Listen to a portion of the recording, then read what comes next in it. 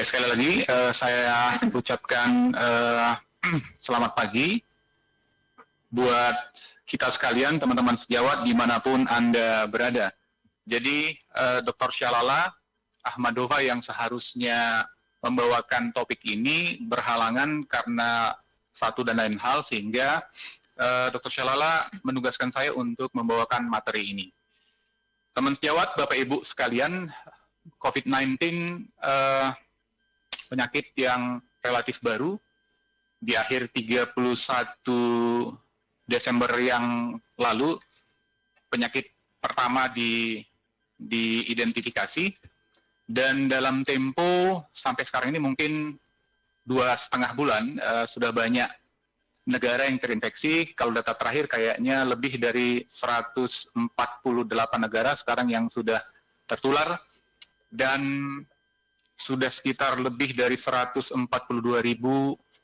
pasien yang terjangkit, dan ada sekitar 50.000 yang sudah meninggal.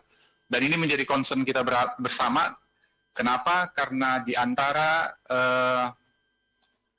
pasien yang meninggal adalah teman-teman sejawat tenaga kesehatan yang kita kasihi.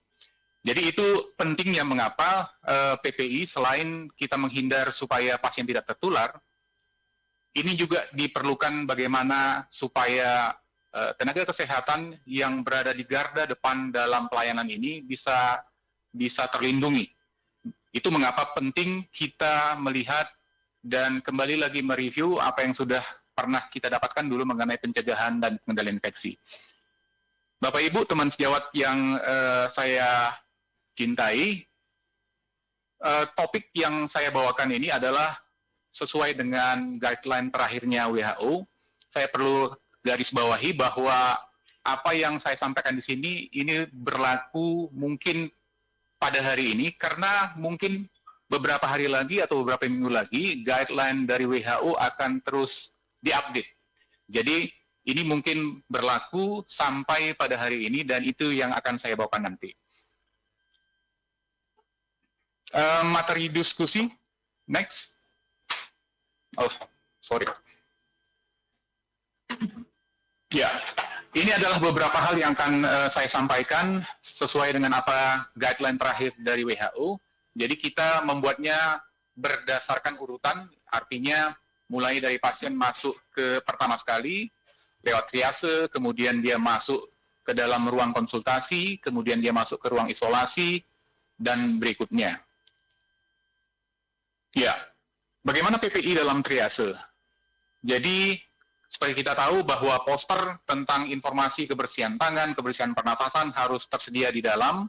Jadi etiket batuk dan juga bagaimana cuci tangan yang bersih harus tersedia di dalam ruang triase.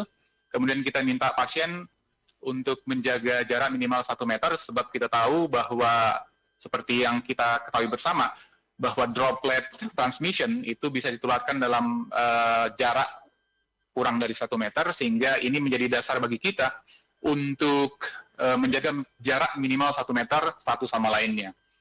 Kemudian petugas kesehatan juga mempertahankan jarak spasial minimal 1 meter, dan pada ruang triase ini, menurut guideline WHO, kita masih belum memerlukan APD.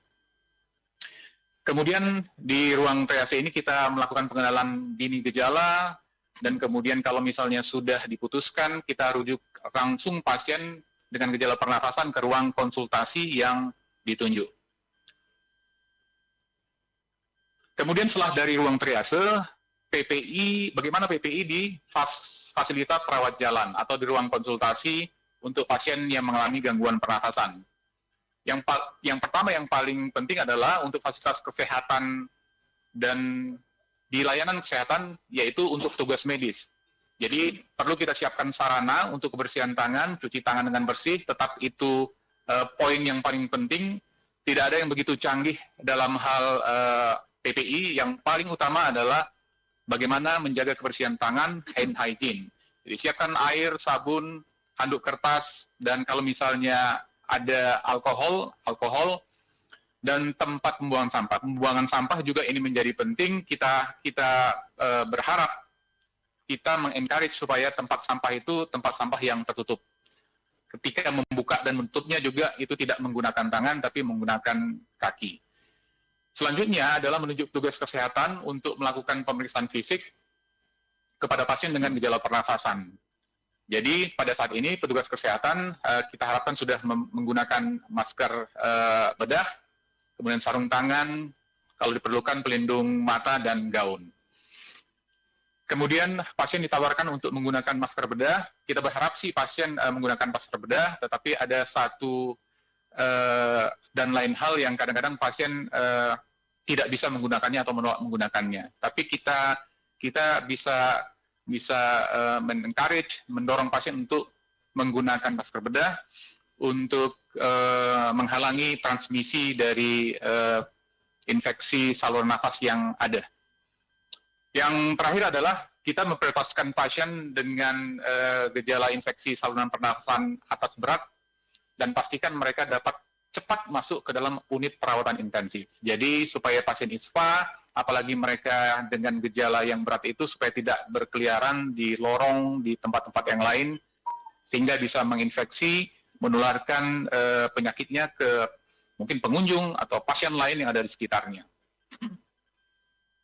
Berikut adalah 5 langkah untuk mencuci tangan. Saya pikir ini sesuatu yang sudah biasa kita lihat, tapi saya tidak tahu apakah biasa juga kita lakukan.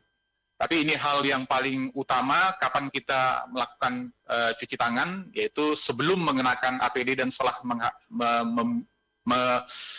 membuangnya atau melepaskannya.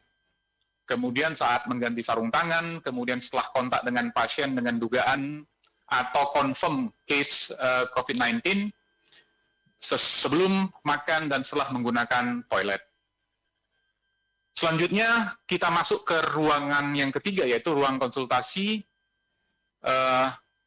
pasien dengan gangguan pernafasan. Pertama adalah sesudah dan mengantar konsultasi pasien gangguan pernafasan, bersihkan dengan air dan sabun, serta menggunakan deterjen yang umum digunakan oleh rumah sakit. Banyak ini pertanyaan, deterjen apa yang digunakan, kemudian desinfektan apa yang digunakan, nggak ada masalah dengan itu. Jadi kita menggunakan deterjen atau desinfektan yang umum digunakan di rumah sakit. Kemudian petugas kebersihan memakai masker medis. Ini penting bahwa petugas kebersihan yang saya pikir dia juga bekerja di garda terdepan dalam mengkolek sampah medis dan lain-lain, dia juga harus menggunakan masker medis, kemudian sarung tangan, kacamata pelindung, dan sepatu boot. Kemudian di ruang tersebut juga kita harus mendesinfeksi alat-alat medis yang digunakan.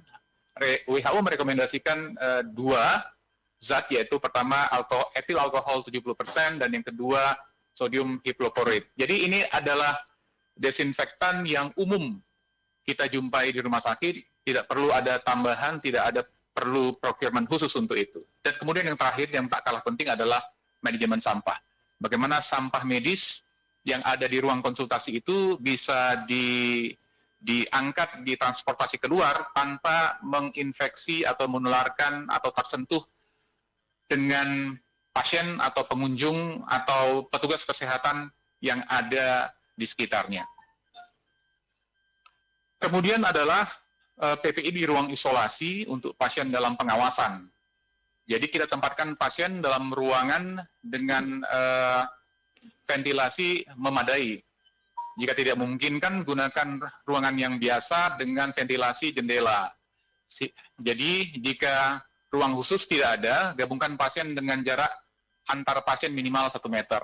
Kita memang idealnya punya ruangan isolasi, tetapi kadang-kadang karena keterbatasan, apalagi sekarang jumlah pasien sudah semakin banyak yang kita dengar di rumah sakit, maka kita berharap bahwa pasien bisa punya jarak minimal 1 meter satu sama lainnya. Selanjutnya, tenaga kesehatan harus memakai masker medis, kacamata pelindung wajah, gaun berlengan panjang yang bersih dan non-steril, dan sarung tangan. Kalau misalnya kita membutuhkan ronsen untuk chest X-ray, kita sih merekomendasikan supaya menggunakan portable X-ray, sehingga maksudnya adalah bahwa pasien tersebut atau orang yang terduga tersebut itu tidak ditransportasi melewati ruang atau koridor sehingga bisa punya potensi untuk menularkan kepada orang lain. Kemudian kita menggunakan barang atau bahan sekali pakai, kemudian gunakan alat pemeriksaan yang disediakan yaitu stetoskop, tensimeter, termometer yang khusus memang berada di ruang itu, tidak dibawa keluar dari ruangan itu.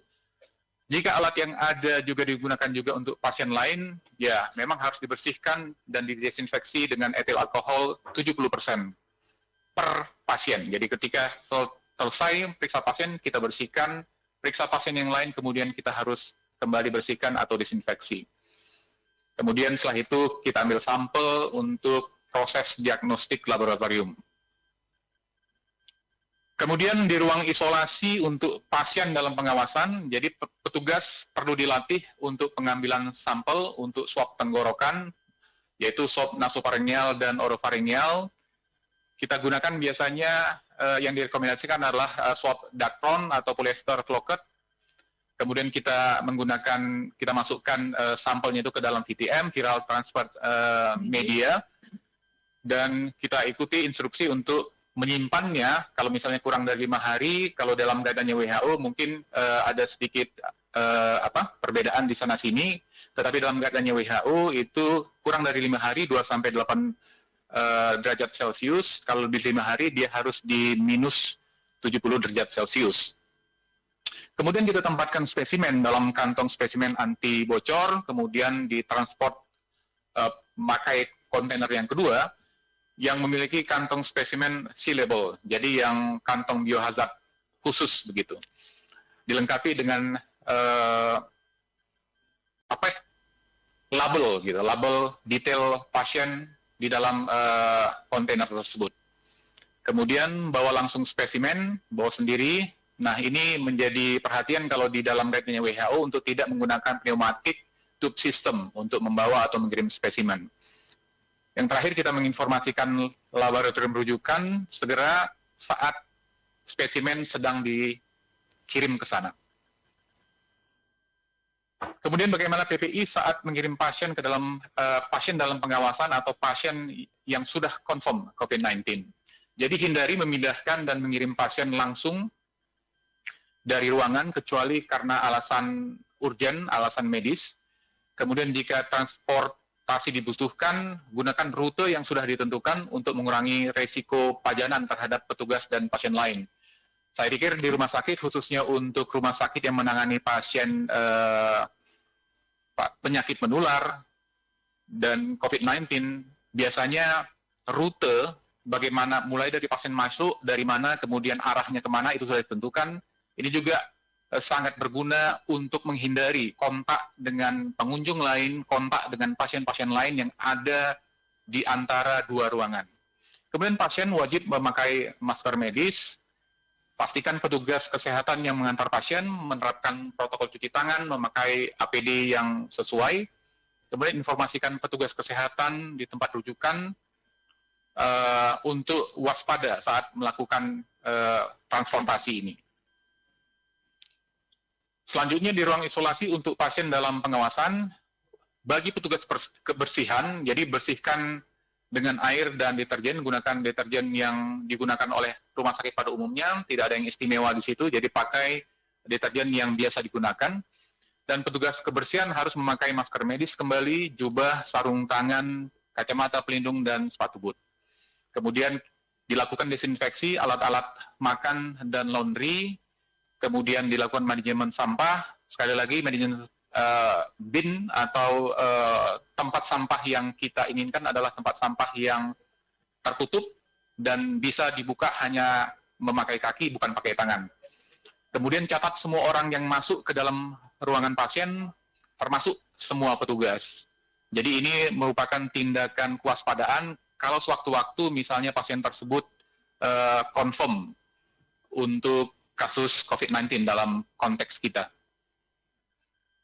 Kemudian PPI untuk ruang isolasi yang menangani kasus confirm COVID-19, untuk tenaga kesehatannya kita gunakan peralatan medis sekali pakai atau peralatan yang khusus digunakan pada ruangan itu, yaitu stetoskop, manset tekanan darah, termometer. Jika peralatan tadi dibagi di antara pasien, artinya memang digunakan satu pasien ke pasien lain, bersihkan dan desinfeksi dengan menggunakan etil alkohol. Kemudian gunakan masker medis, gaun, sarung tangan standar, saya pikir full. Kemudian ini yang paling penting, jangan menyentuh mata, hidung, mulut dengan tangan yang berpotensi terkontaminasi. Ini bukan hanya untuk petugas medis saja, tetapi untuk masyarakat juga. Yang paling sulit memang bagaimana menghindari diri untuk tidak menyentuh wajah, terutama mata, hidung, dan mulut. Karena potensi terjadi penularan memang di 3 organ tersebut. Kemudian hindari pencemaran permukaan lingkungan yang tidak berhubungan langsung dengan perawatan pasien, seperti misalnya gagang pintu, saklar lampu. Ini merupakan tempat-tempat di mana potensi besar penularan di vaskes. Lanjut. Kemudian PPI, lompat ya. Ya, ini yang juga menjadi concern-nya di guideline WHO, terus-menerus ini ditekankan, yaitu mengenai prosedur yang menghasilkan aerosol. Jadi aerosol generating procedure. Jadi ketika kita masuk kepada prosedur-prosedur yang potensi untuk menghasilkan aerosol, kita harus menggunakan respirator N95 atau FFP2 yang standar Eropa. Dan ini memang standar untuk prosedur-prosedur yang contohnya ventilasi non-invasif, tracheotomi, resusitasi kardiopulmoner, ventilasi manual sebelum intubasi, bronkoskopi, pengambilan usapan nasofaring, dan lain-lain. Jadi ketika petugas melakukan prosedur ini, dia harus menggunakan respirator N95 atau FFP2 yang standar Eropa. Kemudian PPI di ruang isolasi yang menangani kasus konfirmasi atau confirm case untuk COVID-19. Untuk petugas kebersihan, bersihkan dan desinfeksi permukaan yang sering disentuh seperti meja samping tempat tidur, kemudian bingkai tempat tidur, kemudian perabotan kamar tidur, dan lain-lain. Ini harus dibersihkan dengan desinfeksi yang biasa digunakan. Kemudian juga bersihkan dan desinfeksi permukaan kamar mandi dan toilet setidaknya sekali sehari dengan desinfektan rumah tangga biasa yang mengandung larutan pemutih dan lain-lain. Kemudian bersihkan pakaian, spray, handuk mandi, kemudian handuk tangan, menggunakan sabun cuci, sabun biasa, dan mesin cuci pada suhu 60 sampai 90 derajat Celcius dengan deterjen biasa yang umum digunakan. Kemudian pastikan bahwa limbah medis dibuang ke tempat pembuangan sampah yang saniter dan bukan di area terbuka yang tidak terawasi. Kemudian pastikan verifikasi ruang yang memadai, dan yang paling penting memang ini harus selalu siapkan body bag, ya. Jadi kantong untuk jenazah. Kita di WHO sudah mempersiapkan pelatihan online berbahasa Indonesia. Yang pertama adalah e-Protect. Kita sudah bekerja sama dengan Persi dalam hal ini dan juga Kementerian Kesehatan, dan ini bisa dilakukan lewat online. Kemudian juga pencegahan pengendalian infeksi untuk novel coronavirus ini juga sudah tersedia online. Jadi bagi Bapak Ibu, teman sejawat yang belum mengikuti training ini secara online bisa dilakukan. Dan ini merupakan flyer yang memang kita siapkan bekerja sama dengan Kementerian Kesehatan dan juga Persi, bagaimana menggunakan APD, bagaimana melepaskannya, dan ini sangat berguna saya pikir, bisa ditempelkan di ruang isolasi, ruang konsultasi, supaya petugas kesehatan ketika masuk sudah aware bagaimana dia harus melakukan dan bagaimana dia harus melepaskan. Baik Bapak Ibu, saya pikir saya cukupkan sampai di sini presentasi saya. Atas perhatiannya kami ucapkan terima kasih.